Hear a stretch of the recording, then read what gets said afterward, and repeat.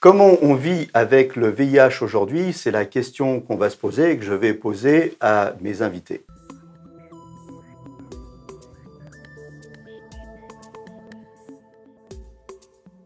Le VIH, il y a 30 ans, en général, on en mourait. Aujourd'hui, vivre et même bien vivre avec le VIH et vivre vieux avec le VIH, c'est une réalité grâce à l'avancée des connaissances et des traitements. Alors avec moi pour en parler sur le plateau, Cédric Daniel, vous êtes chargé de mission communication plaidoyer à Action Traitement. C'est une association de lutte contre le VIH.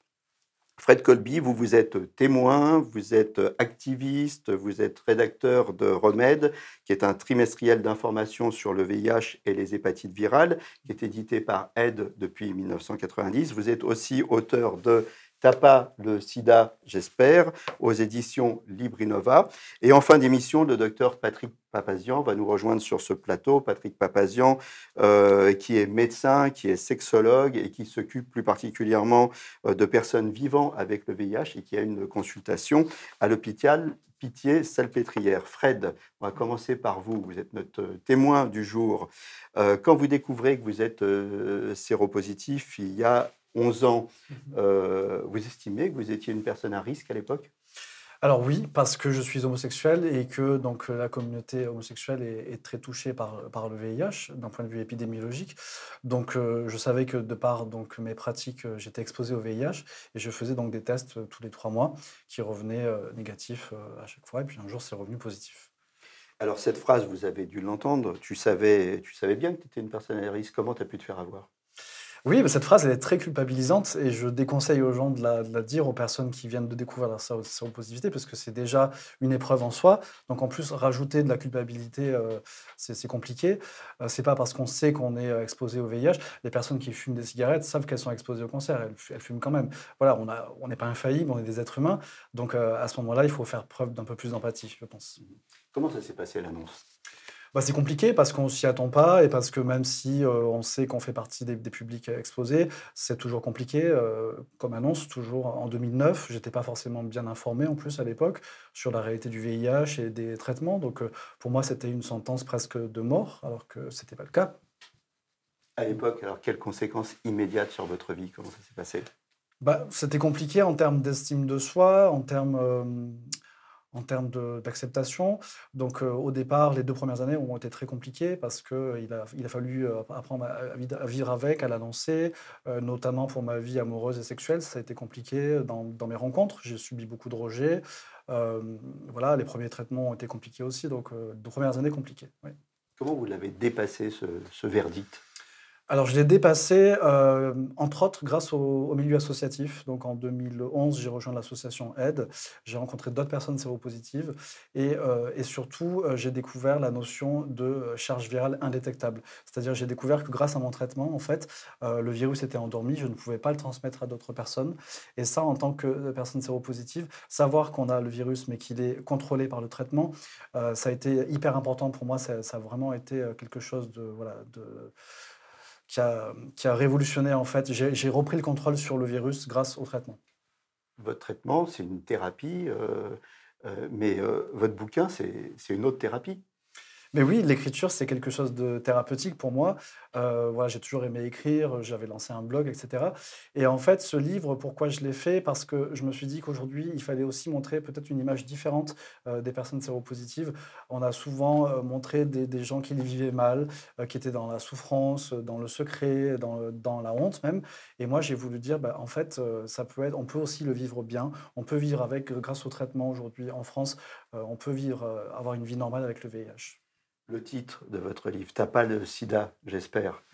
C'est du vécu, ça, vous l'avez entendu, cette phrase? Oui, c'est du vécu. C'est une phrase que j'ai entendue plusieurs fois, notamment, quelqu'un de ma famille et c'est une phrase qui est compliquée parce que déjà, bah, j'ai pas le sida, non, je vis avec le VIH. Le VIH et le sida, c'est pas la même chose, mais je crois qu'on va l'expliquer après et puis, c'est une phrase qui est violente, qui vient de l'ignorance, en fait, des gens et c'est ce que je veux faire aussi à travers ce livre et à travers mes témoignages. C'est expliquer, en fait, qu'aujourd'hui, le VIH, c'est une maladie chronique, tout comme le diabète, par exemple et qu'on a une vie normale. On vous l'a dit sous le ton de la boutade, sans savoir que vous aviez le VIH? Non, non, on me l'a dit Non? en sachant que En j'avais le sachant? VIH, ouais, ouais, Mmh. donc c'est d'autant plus compliqué, ouais. Ce livre témoignage, c'est aussi pour aider les autres, non? Oui, oui, oui, oui, parce que moi, je fais partie des gens qui pensent qu'aujourd'hui, en fait, il y a un décalage entre les avancées thérapeutiques et les représentations de la population générale sur les personnes vivant avec le VIH. C'est-à-dire que les gens n'ont pas fait leur mise à jour, ils sont toujours coincés en 1995, le film Philadelphia, Tom Hanks, etc. Le sida, la mort, la souffrance. On en est sorti aujourd'hui, et heureusement, on a des traitements hyper efficaces aujourd'hui contre le VIH. Donc ça, il faut le faire savoir, en fait. On va en parler des traitements, mais vivre avec le VIH aujourd'hui, c'est quoi? C'est vivre normalement? Bah, pour moi, c'est prendre 4 cachets par semaine, voilà, avec très peu d'effets indésirables, avoir une vie normale. Je suis en couple sérodifférent, j'ai un travail, j'ai une vie sociale, j'ai une vie sexuelle, donc tout va bien. Et c'est un peu le message que je voulais faire passer dans ce livre. Pour le grand public, couple sérodifférent, ça veut dire quoi? Ça veut dire que mon conjoint, qui est juste en face, Cédric, est séronégatif. Et donc, en fait, on a des rapports sexuels sans préservatif, puisque mon traitement protège mon partenaire. Grâce à mon traitement, je ne peux pas transmettre le VIH. Donc, c'est un outil de prévention en soi. Les traitements, justement, ils se sont considérablement allégés. Oui. Est-ce que malgré tout, il y a des effets secondaires ou des effets indésirables encore? Alors, il y en a toujours, mais après, on n'est pas tous égaux. Ça dépend aussi de depuis combien de temps vous vivez avec le VIH. Les personnes qui vivent avec le VIH depuis 20, 30 ans, évidemment, elles n'ont pas le même parcours que le mien. Moi, ça fait 11 ans. J'ai eu beaucoup de chance, je suis privilégié. J'ai eu accès au dernier traitement. Aujourd'hui, en plus, je suis en allègement thérapeutique, c'est-à-dire que je ne prends pas un cachet par jour, j'en prends 4 par semaine. Donc, c'est une révolution aussi. Et après, on va passer bientôt, dans quelques années, au traitement par injection, etc. Donc, ça va vite, ça avance vite et ça, il faut le faire savoir. Quand on parle de traitement, hein, il faut dire qu'on a des traitements aujourd'hui qui abaissent la charge virale au point qu'on n'est plus contagieux, Ouais. mais il n'y a pas de traitement curatif, Non. véritablement. Alors, à ce jour, effectivement, il n'y a pas de traitement curatif. Après, voilà, moi, ce que je dis souvent, c'est que bon, bah, 4 cachets par semaine pour avoir un virus endormi, ça va, c'est pas la mort non plus. Je veux dire, il y a des gens qui vivent avec le diabète, avec d'autres maladies chroniques qui sont beaucoup plus pénibles au quotidien, que peut l'être le VIH en 2021 Et en pour France. reprendre votre expression, 4 cachets par jour, non seulement c'est pas la Par mort, mais c'est par plus, semaine. Ouais, par semaine, ouais. non seulement c'est pas la mort, mais c'est plus la mort. Parce C'est qu'avant, plus la mort, exactement. hein, Ouais, c'est ça exactement. la Ouais. vraie avancée, Mais hein, oui, quand mais même. oui. Et puis voilà, ça me permet de rester donc, en stade indétectable, ce qui veut dire que j'ai aucune raison de passer en stade sida tant que j'ai accès à un traitement. En parler. Alors, comment on en parle à ses amis, à ses partenaires sexuels, à ses collègues? Eh bien, il faut bien choisir les personnes, il faut se préserver parce qu'il y a beaucoup de gens encore intolérants, ignorants. La sérophobie, c'est une réalité. Il y a beaucoup de gens qui rejettent les personnes séropositives. Donc moi, je pense qu'il faut bien trier les personnes à qui en parler. Moi, j'ai beaucoup de chance, je suis privilégié, j'ai évolué dans un milieu militant, associatif, et cetera. Donc moi, j'en parle très librement, mais il y a beaucoup de personnes qui ne peuvent pas en parler. Mais en dehors de la communauté, comment on en parle? Parce que vous évoluez dans une communauté, mais Oui, il n'y a pas que la communauté, bah, il y a, c'est toute la il y a les difficulté. autres, hein. Comment on en parle? Est-ce qu'on en parle? Moi, je pense qu'il faut en parler parce que c'est compliqué de garder ça pour soi. Après, il faut aussi se préserver et je pense que c'est le travail aussi qu'on est en train de faire là avec cette émission, c'est d'éduquer le grand public sur la réalité du VIH aujourd'hui en 2021 pour que les personnes qui habitent dans des petites villes en région et qui ont honte de le dire à leurs voisines, à leurs boulangères, à leurs collègues, à leur famille, puissent en parler de façon plus libre. Pour un gay, c'est quoi? C'est un peu comme un deuxième coming out? Oui, effectivement, moi je dis souvent que j'ai dû faire un deuxième coming out parce que le VIH, c'est encore très stigmatisé. C'est une maladie qui est liée à la sexualité, à l'intime. Et il y a encore beaucoup de jugements autour du VIH, plus que d'autres maladies comme le cancer, par exemple. Voilà, moi, on m'a déjà dit, en même temps, tu n'avais qu'à mettre une capote. En gros, tu l'as bien cherché. Alors que personne ne cherche à être séropositif au VIH. La sérophobie, justement, vous y avez été confronté? L'expression «est-ce que tu es clean», vous l'avez entendue celle-là? Oui, beaucoup, beaucoup et notamment sur des applis de rencontres, gays, mais pas que, voilà.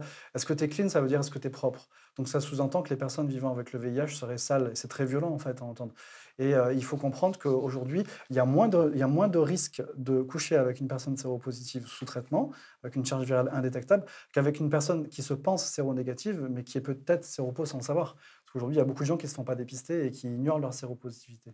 Mmh. La clé, c'est quand même de se faire suivre, de se faire dépister, pour soi, pour les autres aussi, Bien non? sûr. Bah, la clé, c'est de connaître son statut sérologique et donc si on est séropositif, se faire traiter pour avoir accès à un traitement et avoir une charge virale indétectable et si on est séronégatif, essayer de rester de l'être avec des outils de prévention aujourd'hui comme le préservatif, la PrEP, et cetera. Cédric, on va parler de Cédric Ben oui, un peu, un hein, petit parce que peu. vous avez dit que c'était votre amoureux. Oui, On va s'y intéresser quand c'est même un ça, peu à voilà. Cédric. Cédric, alors je rappelle que, outre le fait d'être l'amoureux de Fred, vous êtes surtout et aussi, enfin aussi, pas surtout, chargé de mission communication plaidoyer à Action Traitement, C'est ça. une association de lutte contre le VIH. Alors ensemble, on va parler d'épidémie aujourd'hui et des attentes. D'abord, un rappel des définitions VIH, SIDA, le grand public confond souvent, moi-même, hein, dans le langage courant, on a tendance à utiliser un mot pour un autre. C'est quoi la différence? C'est effectivement une différence fondamentale. Le VIH, c'est le virus qui est responsable du sida. Et le sida, donc, c'est un stade d'évolution de la maladie que des personnes atteignent quand elles ne prennent pas de traitement, quand elles n'ont pas accès à un traitement ou quand elles ne savent pas qu'elles sont infectées par le VIH. Donc aujourd'hui, on dit des personnes séropositives qu'elles vivent avec le VIH et non pas qu'elles vivent avec le sida. Puisque grâce, effectivement, comme vous le disiez tout à l'heure, au progrès de la recherche, des traitements, etc., on peut vivre très longtemps avec le VIH, avec une santé quasiment équivalente à celle de la population générale. Donc c'est effectivement très important de faire la différence. Où on en est aujourd'hui de l'épidémie, du nombre de personnes contaminées? On peut rappeler quelques chiffres, moi, que j'avais notés en préparant cette émission. 75 millions de personnes infectées depuis le début de cette épidémie et 32 millions de personnes décédées. Alors, on a fait beaucoup de progrès aujourd'hui, bien évidemment, dans les traitements. En France, ce n'est pas la même chose d'avoir le sida en France ou dans les pays développés que dans les pays sous-développés. 32 millions de personnes décédées, c'est l'équivalent de la moitié de la France, hein. On en est où aujourd'hui alors de cette épidémie? Aujourd'hui, en France, on estime à environ 170 000 le nombre de personnes vivant avec le VIH. Et ce qui est très important de savoir, c'est que parmi ces 170 000 personnes, là aussi, on estime qu'environ 25 000 ne savent pas qu'elles vivent avec le VIH. Pourquoi elles ne savent pas? C'est très simple, c'est parce qu'elles ne se font pas dépister suffisamment régulièrement, voire même pas du tout. Et c'est vraiment là, aujourd'hui, la clé pour arriver à mettre fin à l'épidémie de VIH, c'est que toutes les personnes se fassent dépister régulièrement, aussi souvent que possible en fonction de leur pratique. Bien évidemment, une personne qui vit en couple stable, fermé, c'est-à-dire qui n'a qu'un seul partenaire tout au long de sa vie, ça n'a pas grand intérêt qu'elle fasse des dépistages régulièrement. En revanche, une personne qui a 5, 10, 15, 20, 50 partenaires différents par an, elle, on va plutôt lui conseiller de se faire dépister tous les mois, tous les 3 mois au maximum, pour, au cas où un jour elle se découvre séropositive, elle puisse accéder le plus rapidement possible à un traitement contre le VIH. Donc, c'est prévenir les autres et remonter la chaîne de contamination. Exactement, parce qu'aujourd'hui, quand on parle de contamination, en France, on a un peu plus de 6 000 personnes chaque année qui se découvrent séropositives. Alors justement, qui se contamine en France aujourd'hui et comment on se contamine? Les modes de contamination, c'est essentiellement par voie sexuelle, bien évidemment. Les personnes qui s'injectent des drogues par voie veineuse représentent une part très faible, finalement, du nombre de découvertes de séropositivité chaque année. Aujourd'hui, sur les 6 000 et quelques personnes qui se découvrent séropositives chaque année, il y en a un peu plus de 50% qui sont hétérosexuels et majoritairement des personnes d'origine étrangère, notamment parce qu'elles n'ont pas accès aux soins ou à la prévention comme elles devraient l'avoir quand elles arrivent sur le sol français. Et puis, on a encore 40% de ces 6 000 personnes, donc toujours, qui sont, elles, ce qu'on appelle des HSH. Ce sont des hommes qui ont des relations sexuelles avec d'autres hommes, donc qui sont gays ou bisexuels ou aussi hétérocurieux. Voilà. Pour être plus précis sur les vecteurs de contamination, c'est les fluides, hein, Oui, c'est les fluides Alors, corporels. c'est lesquels? Mais il y en a 5. Donc il y a le sang, le sperme, le liquide préséminal donc chez l'homme, les sécrétions vaginales chez la femme et le lait maternel. Et après, il faut des portes d'entrée. Donc les portes d'entrée, ce sont les orifices, donc le vagin, l'anus, la bouche et les plaies ouvertes. Quand on dit plaie ouverte, c'est pas. En fait, le VIH ne résiste pas à l'air libre, il meurt en quelques secondes. Donc il faudrait que, par exemple, vous ayez le bras ouvert, j'ai le bras ouvert, et que tous les deux, on se frotte le bras. C'est pas une pratique hyper courante, mais bon, pourquoi pas. C'est non plus une pratique très excitante, hein. Non, Frotter le bras à non. deux. Avec du sang, bof. Non, Voilà. c'est pas Non. forcément très excitant. Ça, c'est improbable. Les attentes, Cédric, les attentes, qui sont les gens que vous recevez dans les associations et qu'est-ce qu'ils attendent, ces gens-là? Alors, ça dépend des associations. Il y a des associations qui vont travailler plus particulièrement auprès de publics comme les travailleurs ou les travailleuses du sexe, d'autres qui vont travailler plus spécifiquement avec les personnes trans, par exemple, qui, de fait de leur parcours, de leur histoire, de leur parcours de vie, sont encore aujourd'hui particulièrement exposés au VIH. Et puis, il y a des associations comme Action Traitement qui, elles, vont travailler avec un peu tous les publics. Donc, à l'association, on peut recevoir des hommes gays, des femmes hétérosexuelles de 20, 25 ans jusqu'à 60, 70 ou 75 ans. Donc, nous, on s'adresse un peu à n'importe quelle personne vivant avec le VIH. Après, ça dépend vraiment, effectivement, des associations et des spécificités de Justement, chacune. puisque vous vous adressez à tout le monde, quelles ont été les évolutions en fait, des populations qui viennent vous voir? Alors ça tient notamment à l'historique de l'association, c'est-à-dire qu'Action Traitement, donc déjà je ne l'ai pas dit, c'est une association qui va fêter ses 30 ans cette année, puisque l'association existe depuis 1991. À l'origine, elle a été créée par un groupe d'hommes homosexuels concernés, vivant avec le VIH. Donc ça veut dire que pendant très longtemps, ce sont essentiellement donc les hommes gays qui ont fréquenté l'association et c'est essentiellement cette population à laquelle on s'adressait. Et puis, au fur et à mesure, et notamment ces dernières années, avec l'évolution des flux migratoires, on a affaire à l'association, à des personnes d'origine étrangère qui arrivent de différentes régions du globe, soit pour s'installer en France, soit pour y passer. Et du coup, on est aujourd'hui sur ce type de population, et puis également des populations un peu précaires, isolées, ou qui n'ont pas accès aux soins de façon aussi simple que l'ensemble de la population. Qu'est-ce que demandent les assos aujourd'hui?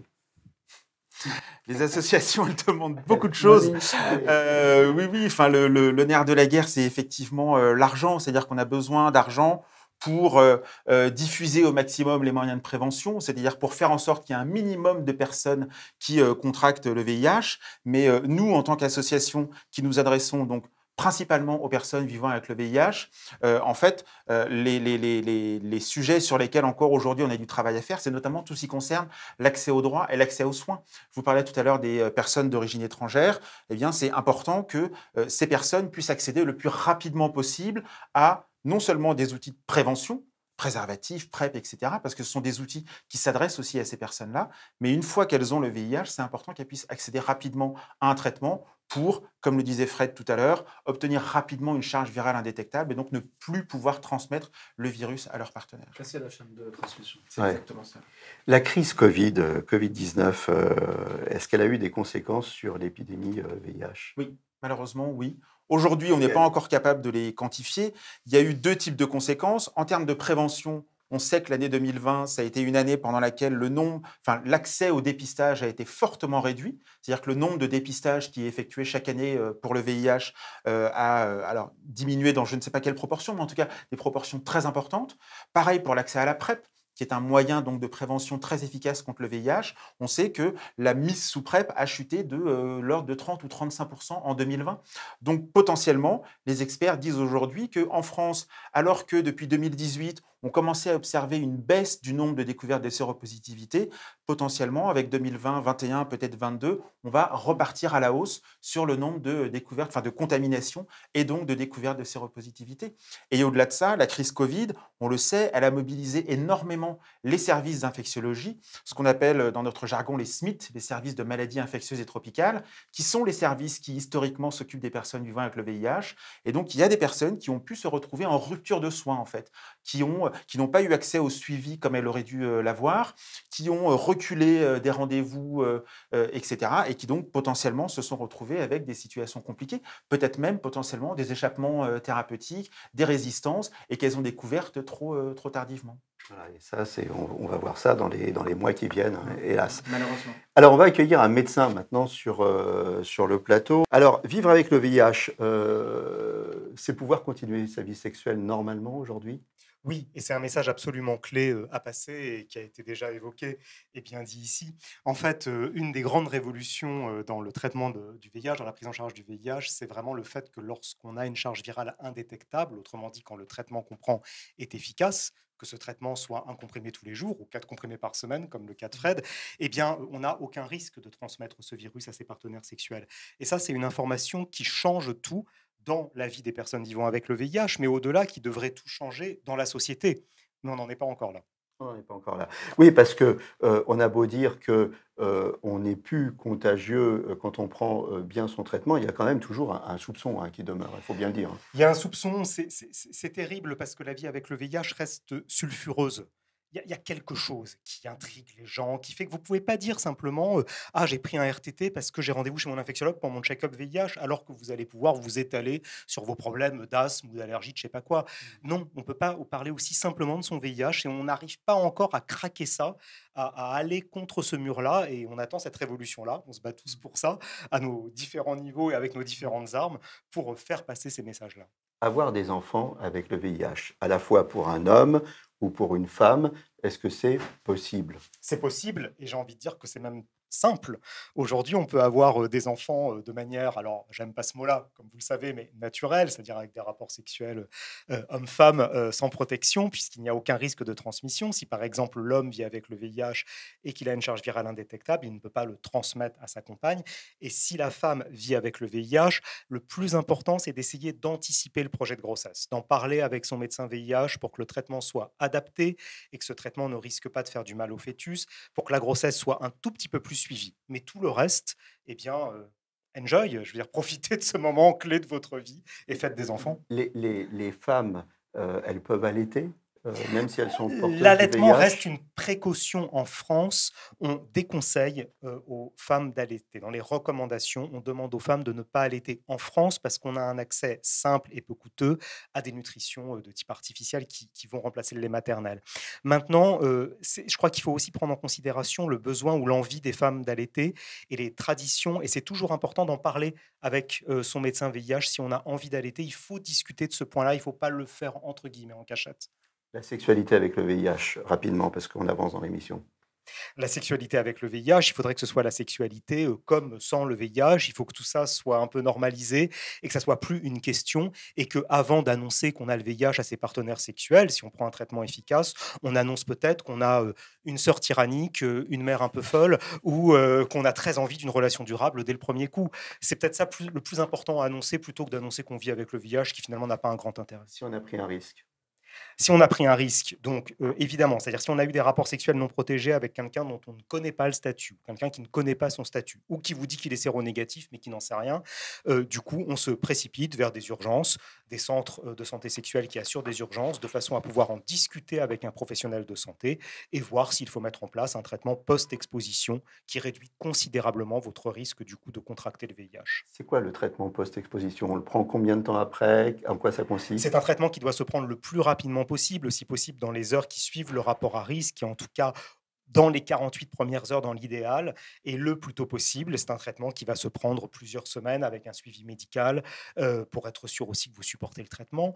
Globalement, ça se passe quand même plutôt bien. C'est plutôt le contexte qui est souvent un tout petit peu inquiétant pour la personne. Mais au final, pour peu qu'il y ait de l'échange, de l'explication, on arrive à gérer la situation. Comment sont les gens que vous voyez aujourd'hui, physiquement, moralement, y compris ceux qui sont sous traitement depuis 20 ans, 30 ans parfois? Ils sont comment? J'ai le sentiment que c'est une population très mosaïque, mais je crois qu'on a un peu le même sentiment avec Fred et Cédric, c'est-à-dire qu'il y a des personnes qui ont appris il y a quelques années leur séropositivité, qui ont bien intégré les messages, qui le vivent assez bien et qui ont vraiment intégré le traitement et tout se passe à peu près bien. On a des personnes qui vivent avec le virus depuis 30 ans et qui ont des séquelles aussi de traitements, des premiers traitements qui ont laissé un peu de traces ou de maladies qui ont pu arriver avant que les traitements débarquent.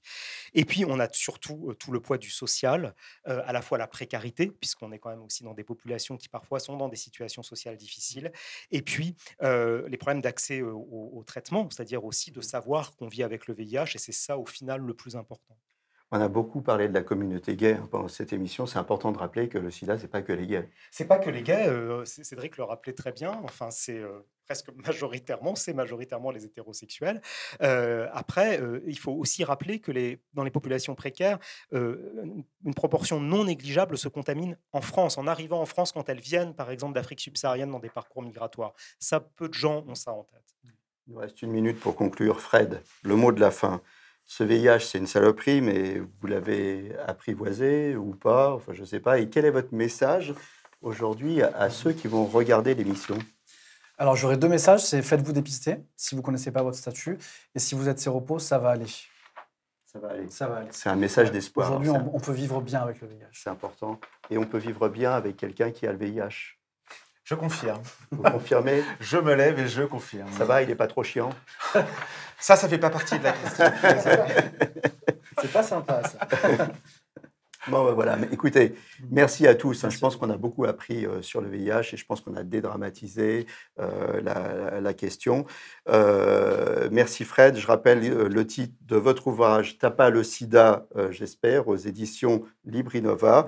Merci Cédric Daniel. Je rappelle que vous êtes chargé de mission communication, plaidoyer, action, traitement, une association de lutte contre le VIH. Et merci à mon fidèle Patrick Papazian, qui est un fidèle de l'émission et qui nous a ramené sa science aujourd'hui. Voilà, à très bientôt pour une nouvelle émission et d'ici là, portez-vous bien.